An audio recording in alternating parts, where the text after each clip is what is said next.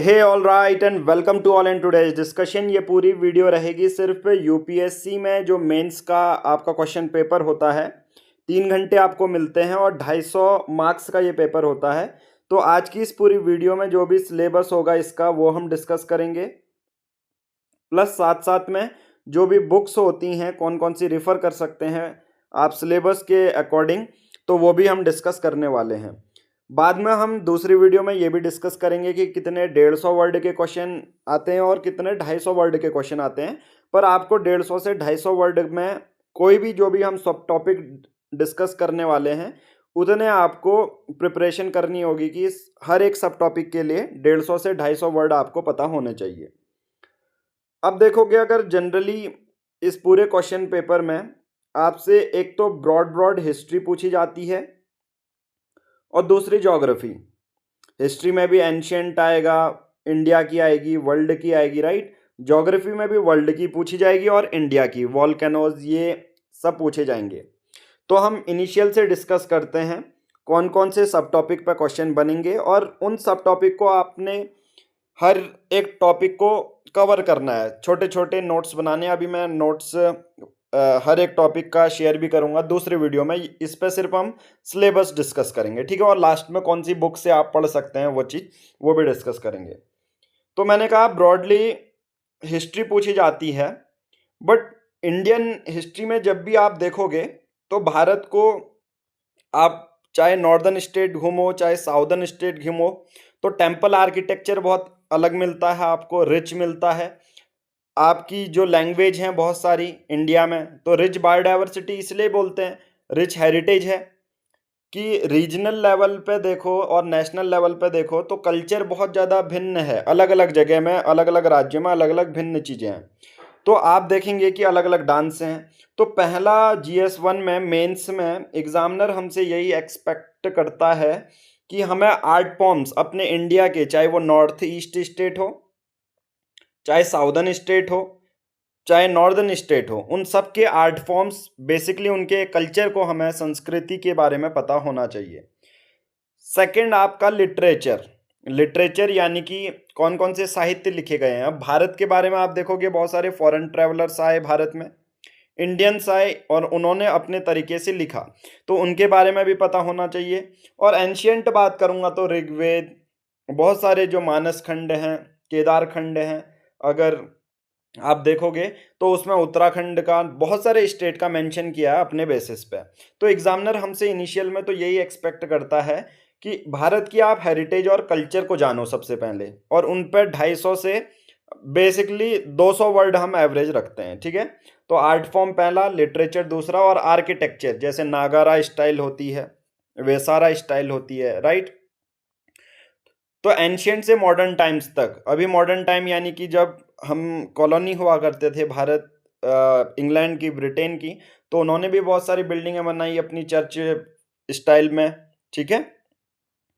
तो ये इनिशियल में सबसे पहले हमें कुछ ऐसे क्वेश्चन, 2 या 3 क्वेश्चन इससे आते हैं, बट अभी हम बाद में डिस्कस करेंगे। ये वाली पूरी वीडियो सिर्फ सिलेबस को और ज़्यादा से ब्रेक करने के लिए, कि जो इनिशियल के, जो यूपीएससी 2026 देने वाले हैं, जो मेंस की अपनी तैयारी कर रहे हैं, तो उनको एक तरह से सिलेबस को दोबारा यहाँ पर रिवाइज करवाना है ताकि आप और अच्छे से प्रिपरेशन कर पाएँ। Second, history. अब हिस्ट्री में अगर आप देखोगे तो ऐसा नहीं है कि सिर्फ हम इसमें इंडिया की हिस्ट्री करेंगे। तो यहाँ पर देख रखा है, देखिए, modern Indian history from the mid 18th century to the present.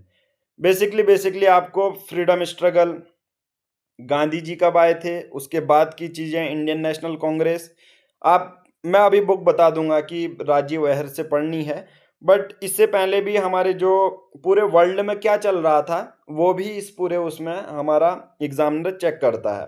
तो आपको इंडियन हिस्ट्री यहाँ पर पूरी अच्छे से दी है, बहुत सारे क्वेश्चन आ सकते हैं। 2 पॉलिटिकल लीडर्स की आइडियोलॉजी पे क्वेश्चन आ सकते हैं, राइट। फिर है फ्रीडम स्ट्रगल एंड पर्सनालिटीज, बहुत सारे कैरेक्टर हैं, सुभाष चंद्र बोस जी, ठीक है, डॉक्टर BR अम्बेडकर। तो इन पे भी क्वेश्चन बनते हैं कि इनकी आइडियोलॉजी आप, बहुत सारा क्वेश्चन डॉक्टर BR अम्बेडकर और गांधी जी के बारे में बनते हैं, और उन क्वेश्चनों पर आपको 150 से 200 वर्ड लिखने पड़ते हैं। फिर अब पोस्ट इंडिपेंडेंस यानी कि आज़ादी के बाद की बात, कैसे राज्य हमारे बने, राइट। ज़्यादातर इसमें आप पॉलिटी से भी कनेक्ट कर पाओगे जब आप पॉलिटी पढ़ोगे। हालांकि जो पॉलिटी वाला है वो मेंस जनरल स्टडीज पेपर 2 हम बाद में डिस्कस करेंगे। अभी ये पूरा GS1 मेंस का जो हर एक सब टॉपिक है उसको अच्छे से समझने की बात करते हैं। तो पहला समझ में आ गया इंडियन हिस्ट्री, पर्सनालिटीज देख ली, फिर उसके बाद आज़ादी के बाद क्या हुआ। अब उसी समय वर्ल्ड में क्या चल रहा है वो भी हम डिस्कस करेंगे। देखो 18th सेंचुरी में इंडस्ट्रियल रेवोल्यूशन आप देखोगे, ब्रिटेन लंदन इस जगह पर इंडस्ट्रियल रेवोल्यूशन शुरू होता है। जो प्रोडक्ट्स होते हैं वो मशीनों द्वारा बनने शुरू हो जाते हैं और उसके चक्कर में और ज़्यादा कॉलोनी ब्रिटिश एम्पायर बनाना चाहता है। तो इंडस्ट्रियल रेवोल्यूशन, फिर वर्ल्ड वॉर आता है, फिर हमारे इटली जर्मनी की जो बाउंड्री पहले छोटी होती हैं फिर बड़ी हो जाती हैं, यानी कि यूनिफिकेशन, इटली का यूनिफिकेशन, जर्मनी का यूनिफिकेशन, राइट। ये चीज़ें यहाँ पर हमसे ये पूछेगा। तो इसमें आप नीचे वाली चीज़ को वर्ल्ड हिस्ट्री में जोड़ लो, ऊपर वाली चीज़ को इंडियन हिस्ट्री में जोड़ लो, ठीक है। अब जो धीरे धीरे देश बनते जाते हैं तो विचारधाराएं भी उनकी बनती जाती हैं। तो फिर देन पॉलिटिकल फिलॉसफीज, कम्युनिज्म वाली, कैपिटलिज्म जैसे अमेरिका है, ठीक है, चाइना एक नया कैपिटलिस्ट इकोनॉमी की तरह उभर रहा है, सोशलिज्म हो गया, राइट। तो आपके हिस्ट्री में देखोगे तो यही चीजें हैं। तो सबसे पहला ब्रॉड टॉपिक आपने जान लिया, ब्रॉड टॉपिक है हमारा इंडियन हेरिटेज एंड कल्चर, जिसमें आर्ट फॉर्म आती है। इस पे 2-3 क्वेश्चन हमारे बनेंगे, राइट। फिर हिस्ट्री में आपकी मैंने कहा मॉडर्न हिस्ट्री भी है और इंडियन हिस्ट्री भी है। अब हम आगे बढ़ते हैं, ज्योग्राफी में आने से पहले हम सोसाइटी को कर लेते हैं। सोसाइटी अगर आप देखोगे तो we have Indian society, Bharatiya Samaj कैसा है, ग्लोबलाइजेशन क्या क्या इम्पैक्ट पड़ा, विमेंस पे क्या इम्पैक्ट पड़ा, अभी हमारी साइंस एंड टेक्नोलॉजी पे क्या इम्पैक्ट पड़ा, हमारी जैसे ग्लोबलाइजेशन से हमारे समाज की फूड हैबिट्स कैसे बदली। हम पहले रोटी सब्जी खाया करते हैं, अब पिज़्ज़ा बर्गर खाते हैं। तो कहने का मतलब कि हमारे समाज में क्या क्या चीज़ें चल रही हैं वो हमसे पूछे जाएगा। ये मैंने एक पर्सपेक्टिव बताया, आपसे जब पूछा जाएगा कि क्रिटिकल एनालाइज करो तो आपको डिफरेंट डिफरेंट पर्सपेक्टिव देखने को मिलेंगे। अभी ये सिर्फ पूरी वीडियो हमारे हर एक टॉपिक को ब्रेक डाउन करने पे है।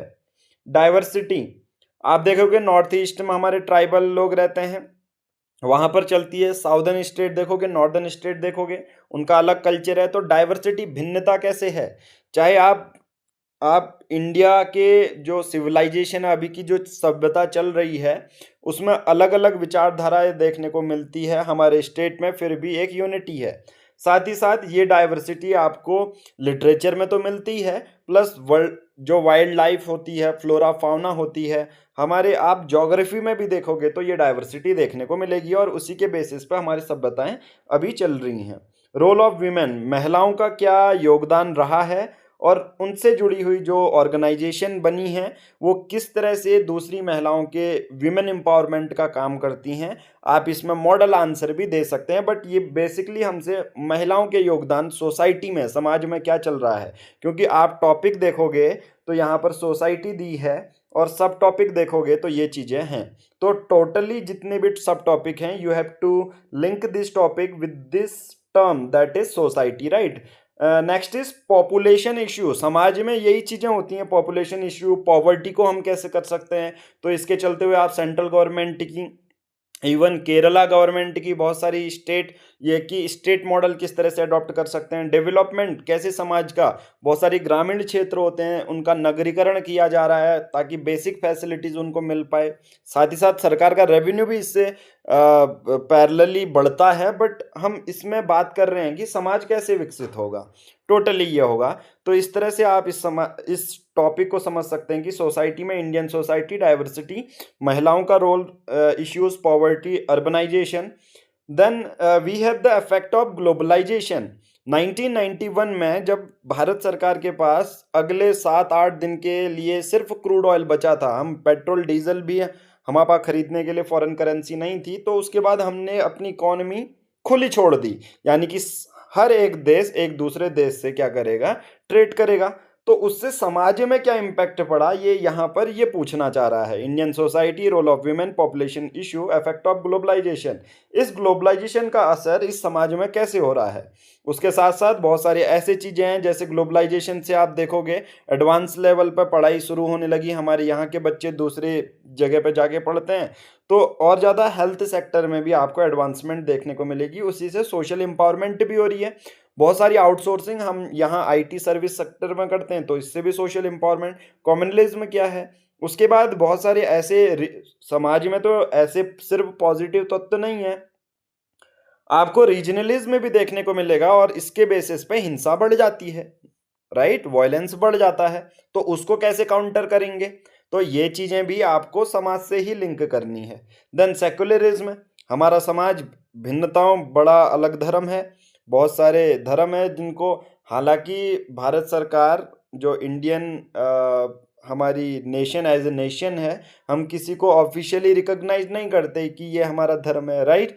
तो सभी लोग अपने बेसिस पे रहते हैं और सरकार इक्वली सबको सपोर्ट करती है। तो उसका किस तरह से पॉजिटिव और नेगेटिव सेक्युलरिज्म के बेसिस पे हमारा समाज चल रहा है, डेमोग्राफी कैसी है, उस पर भी अभी क्वेश्चन आपके बहुत सारे रिसेंट करंट से जोड़ के ये बनते हैं, राइट। आई होप आपने इनिशियल का ये समझ में आया होगा कि यूपीएससी मेंस को किस तरह से आप अटेम्प्ट कर सकते हो। Indian heritage, history, then society. मैं आपको एक और चीज़ बता देता हूँ। नाउ आप अगर टेलीग्राम यूज़ नहीं करते तो यूपीएससी आप 2026 दे रहे हैं, तो आप इस चैनल को ज्वाइन कर सकते हैं। आपको सिर्फ टेलीग्राम में बिना स्पेस दिए ओनली सिविल एग्ज़ाम लिखना है, और आप इस चैनल से जुड़ सकते हैं। इनिशियली का चैनल है, तो आप जो भी मैं पढ़ाता हूँ उसकी जो पीडीएफ होगी, मैं ऑलरेडी इसको अपलोड कर चुका हूँ। एक तो आप मेंस की यहाँ से तैयारी कर सकते हैं, क्योंकि जो भी करंट अफेयर के आगे चीज़ें मिलेंगी मैं आपको इस ग्रुप में भेजता रहूँगा, ठीक है। जो भी सीरियस एस्पिरेंट्स हैं, आप, ये फ्री चैनल है, आप इसमें जुड़ सकते हैं। इसमें बहुत ज़्यादा प्रीलिम्स को छोड़कर, हम प्रीलिम्स की तो तैयारी करेंगे बट मेंस बहुत ज़्यादा ज़रूरी हो जाता है, तो उसको हम डिस्कस करेंगे यहाँ पर। ओके नाउ हमने आधा सिलेबस तो एनालाइज कर लिया है यूपीएससी का, जिसमें हमने सोसाइटी किया है, हिस्ट्री किया है, इंडियन हेरिटेज एंड कल्चर किया है, ठीक है। आगे बहुत सारी ऐसी वीडियोस भी आएंगी जिसमें मैं एक्सप्लेन करूंगा, और 150 से 250 शब्द में आप कैसे समराइज करके किस क्वेश्चन पे, बहुत सारे ऐसे क्वेश्चन होते हैं आपके ऑलरेडी बन बनाए आंसर होने चाहिए। नाउ चलो, हमने बेसिक जो मेन आधा पार्ट कर लिया है वो देख लिया, अब थोड़ा हम देखते हैं ज्योग्राफी वाला पार्ट। ज्योग्राफी में क्या है, देखो ज्योग्राफी में आपको physical geography of the world देखने को मिलेगा। Physical geography of the world यानी कि आप देखोगे इसमें आप फिजिकल ज्योग्राफी यानी कि जो भौतिक भूगोल है, आपको जो जो आंखों के सामने देखने को मिल रहा है, पहाड़ देखने को मिल रहे हैं, नदियां देखने को मिल रही हैं। मैं ये नहीं कहूँगा सॉरी, कि ये आप सिर्फ इंडिया के बेसिस पे करेंगे, आप वर्ल्ड के जितने, जैसे बोलते हैं कि हर एक कॉन्टिनेंट की एक हाईएस्ट माउंटेन पीक होती है, तो उसी तरह से नदियां होती हैं, उसी तरह से वॉल्केनो होते हैं, राइट। किस तरह से ये माउंटेन बन रहे हैं, प्लेन्स बन रहे हैं, इस पर ये क्वेश्चन आपके फ्रेम होंगे। तो पूरी जो आंखों से देखने को मिलती है वो आपको फिजिकल ज्योग्राफी में देखने को मिल जाएगा। उसके बाद ये बहुत इंपॉर्टेंट टॉपिक है, डिस्ट्रीब्यूशन ऑफ नेचुरल रिसोर्सेज। ये आपको समझ में आ गया होगा, इसमें माउंटेन जो भी आंखों से देखने को मिल रहा है वो हम इसमें पढ़ेंगे। फिर ये पूछना चाह रहा है हमसे, डिस्ट्रीब्यूशन ऑफ नेचुरल रिसोर्सेज, ऐसी चीज़ें जो हमारे लिए यूज़फुल हैं, भारत के लिए यूज़फुल हैं, इंडिया के रिस्पेक्ट में ही हम बात करेंगे। तो सबसे पहले तो आपके मिनरल्स होते हैं बहुत सारे, फिर आपके रेयर अर्थ मिनरल्स होते हैं, राइट। तो ये कहाँ पर हैं, इनकी लोकेशन क्या है, जैसे कोयले की खानें होती हैं, गोल्ड माइंस होती हैं, राइट। और बहुत सारे ऐसे मेटल्स, नॉन मेटल्स होते हैं जो हमारी इंडस्ट्रीज सेक्टर, मैन्युफैक्चरिंग को इम्प्रूव करते हैं। तो यहाँ पर हमसे ये पूछना चाह रहा है कि ये नेचुरल रिसोर्सेज की लोकेशन कहाँ है, और किस तरह से इनके आसपास हमारी इंडस्ट्रीज बनती हैं, चाहे वो चीप लेबर मिलने से हो, चाहे सस्ती ज़मीन मिलने से हो, चाहे वहाँ पर लैंड एलोकेशन बहुत अच्छे से हो पा रहा हो, राइट। फिर इसके बाद लास्ट है ज्योग्राफी, उसके बाद हमारा ये सिलेबस एनालाइज हो जाएगा। Important geography geophysical phenomena and changes in geographical features including, जैसे आप ज्योग्राफी में इसमें देखोगे वाटर बॉडीज आएगी, पोलर आइस कैप्स आएंगे, फ्लोरा एंड फाउना आपको देखने को मिलेगी। अब मैं जो भी मैंने आपसे डिस्कस किया तो उन सब टॉपिक्स के, और ये जितनी भी बुक्स हैं जनरली अभी तक जितने भी एग्ज़ाम हुए हैं, बेसिकली आप इन सब को कवर करके इनसे अपने नोट्स बना सकते हो। हमने सबसे पहले बात की थी आर्ट एंड कल्चर की, राइट। हमने सबसे पहले बात की थी आर्ट एंड कल्चर की, तो उसके लिए नितिन सिंघानिया की आप बुक ले सकते हैं, right. Indian and art culture, उसमें जितने भी डांस फॉर्म है, हेरिटेज साइट्स हैं, नॉन हेरिटेज साइट्स हैं, साथ ही साथ वो तो एक आपकी रेफरेंस बुक हो गई, राइट। आपके उससे छोटे छोटे नोट्स बन जाएंगे, और आप क्लास 11th की जो NCERT है फाइन आर्ट्स की, उसको भी आपको सजेस्ट करना है इस टॉपिक के लिए, ठीक है। दूसरा देखो, हमने कहा एंशियंट और मेडिवल हिस्ट्री। सबसे पहले बेसिकली आपको NCERT हिस्ट्री क्लास 6 से 12th करनी है।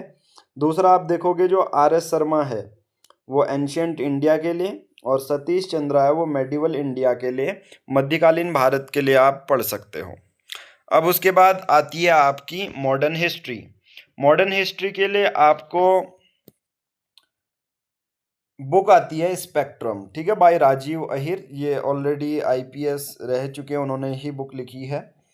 और दूसरा, आप वैसे तो आप मॉडर्न हिस्ट्री अगर मेंस के लिए कर रहे हैं तो राजीव अहिर से भी आपका जो पूरा प्रॉपर मॉडर्न हिस्ट्री है वो हो जाएगी, आपको विपिन चंद्र पढ़ने की ज़रूरत नहीं पड़ेगी, ठीक है।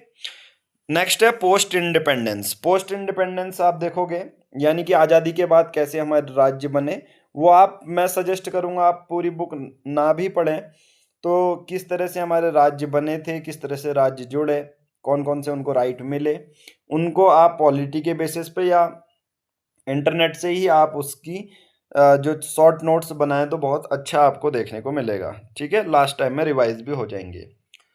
फिर है वर्ल्ड हिस्ट्री के लिए आपको क्या करना है। देखो, वर्ल्ड हिस्ट्री के लिए क्लास 9-10th की NCERT है, और वो उसमें वर्ल्ड कवर है, वो देख सकते हो। और नॉर्मन की आप मास्टरिंग मॉडर्न हिस्ट्री करके एक बुक आती है, वो भी आप सजेस्ट कर सकते हैं, ठीक है, पढ़ने के लिए। ज्योग्राफी, देखो ज्योग्राफी में NCERT ज्योग्राफी 6 to 12th बोला जाता है कि आप इसको पढ़ो। फिर उसके बाद एक GC लियोंग है, उनकी है certificate physical and human geography, ये भी आपको पढ़नी है। और माजिद हुसैन की ज्योग्राफी ऑफ इंडिया, ये इंडियन ज्योग्राफी आपको देखने को मिलती है। ये मैं जनरल बुकें बता रहा हूँ जो आप रेफ़र करनी है आपको, ठीक है। अगर आपने अभी तक कोई बुक रेफ़र नहीं की है तो पर्टिकुलर टॉपिक के लिए आप इनको पढ़ें। देन उसके बाद इंडियन सोसाइटी वाला भी एक टॉपिक था जिससे कि बहुत सारे क्वेश्चन बनते हैं, तो उसके लिए भी आप क्लास 12th की NCERT ले सकते हैं। दूसरा, राम आहूजा की एक बुक आती है सोशल प्रॉब्लम्स इन इंडिया, वो भी आप देख सकते हैं, ठीक है। अब उसके बाद ये तो थी मेंस 1 की सिलेबस और बुक्स का हमने कोट कर दिया है।